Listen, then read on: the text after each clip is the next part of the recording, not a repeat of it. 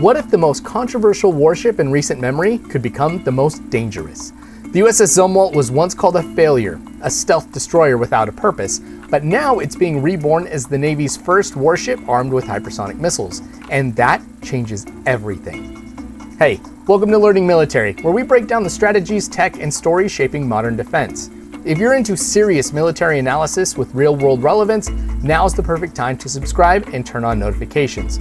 We're building a smart, engaged community, and we'd love to have you on board. And if this video brings you value, consider dropping a super thanks. It helps us keep going. So let's dive in. The USS Zumwalt was envisioned as the tip of the spear for a new era of US naval dominance. It's the lead ship in a class originally planned to include 32 vessels, but that number was quickly cut to 3. Why? Cost and confusion. The Zumwalt is a technological marvel. Its hull, composite superstructure, and electric propulsion system give it a stealth profile unmatched by any surface combatant in the world.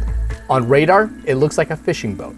It was built to support troops ashore with long-range precision strikes using a revolutionary gun system called the AGS, or Advanced Gun System. The guns themselves were impressive, but their custom-designed ammunition, called LRLAP, ended up costing close to $800,000 per round. So in 2016, the Navy canceled the ammunition. The guns were now useless, and the Zumwalt became, in many eyes, a $4.4 billion ghost ship with no teeth. In recent years, the Navy found a solution: repurpose the Zumwalt to carry hypersonic missiles. This aligns with a broader strategic pivot, shifting from counterinsurgency support to preparing for conflict with near-peer adversaries like China and Russia. This wasn't just a retrofit, it was a redefinition of the ship's mission. By replacing the now useless gun systems with conventional prompt strike or CPS hypersonic weapons, the Navy transformed Zumwalt into a first strike platform with global reach. So let's talk about what's changing. The AGS mounts have been completely removed. These 2 large gun turrets sat amidships and were removed during dry dock in Mississippi. 4 massive missile launch tubes were installed. Each can hold 3 CPS missiles, totaling 12 hypersonic weapons per ship.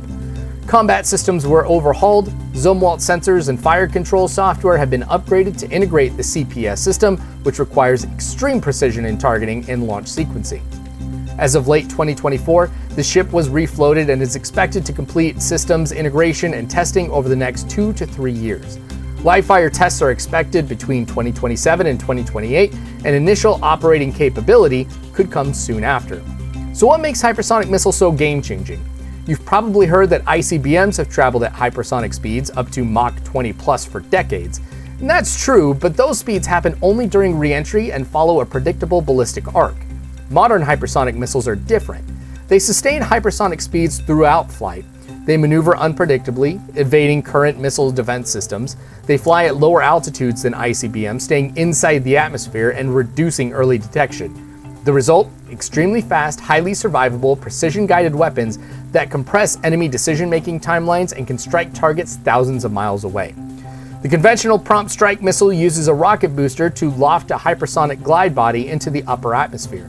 Once separated, the glide vehicle maneuvers towards its target at over Mach 5, likely covering 1,700 miles or more in 20 minutes.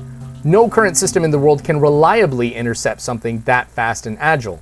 This includes advanced systems like the S-400s, Iron Dome, and even Patriot PAC-3s. But let's step back. Why is the US racing to get these capabilities fielded? Because the world's other military powers are already moving. Russia has claimed to field multiple hypersonic missiles: the Kinzhal, which has been launched from MiG-31s and used in Ukraine; the Avangard, a nuclear-capable hypersonic glide vehicle on an ICBM; the Zircon, reportedly sea-launched at speeds of up to Mach 9, but experts are skeptical about Russia's claims. Most of these systems lack independent verification, and recent Patriot interceptions of Kinzhals in Ukraine suggest the hypersonic label may be more about speed than survivability. China has tested the DF-17, a true hypersonic glide vehicle likely capable of conventional or nuclear payloads. In 2021, China reportedly launched a hypersonic glide body that circled the globe before releasing a separate projectile, shocking US officials. China is believed to be developing these weapons as part of an anti-axis area denial, or A2AD strategy, to deter US intervention in regional conflicts, especially over Taiwan. The US is developing hypersonics for sea, land, and air launch. CPS, which is going to be on the Zumwalt and Virginia-class submarines, ARRW, or Air Launch Rapid Response Weapon, HACM, Hypersonic Attack Cruise Missiles. The idea is to create a distributed multi-domain hypersonic strike capability that can overwhelm enemy defenses from multiple vectors. Let's consider a few hypotheticals. In the event of a Chinese amphibious assault on Taiwan, Zumwalt could sail undetected within range of China's coast-launch hypersonic missiles to strike logistics hubs, airfields, or missile sites. They could hit targets deep inland before China can react. This could buy critical time for US and allied forces to respond, denying China a quick victory. If North Korea moved to launch a missile or conduct a nuclear test, a Zumwalt in the Sea of Japan could destroy mobile launchers or command infrastructure, doing so with zero warning and zero escalation time. In Europe, a Zumwalt could operate in contested waters and target Russian naval bases, forward-deployed missile systems, strategic radar, or communications nodes. Its stealth makes it ideal for surprise power projection, and its hypersonic payload gives it teeth. Zumwalt isn't the only hypersonic-capable platform in development. The Virginia-class submarines, specifically the Block 5 Virginia Payload Module boats, will also carry CPS missiles. These will be able to strike from undersea, making detection nearly impossible. This layered approach means Zumwalt can hit fast and first. Submarines provide stealthy follow-up, air launch systems deliver flexibility and responsiveness. Together, they form the US military's answer to the hypersonic challenge: distributed lethality.